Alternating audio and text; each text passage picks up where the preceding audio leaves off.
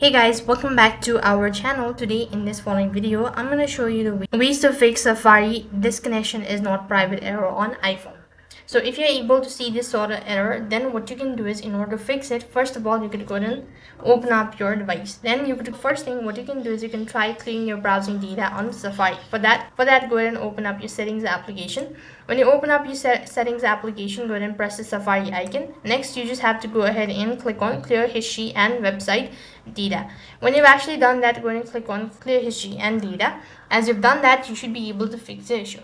If that does not seem to be working out, then you can also try restarting your device. That is by pressing the side buttons at the same time and tapping on slide to power off. When you've actually done that, restart it and you should be able to fix it.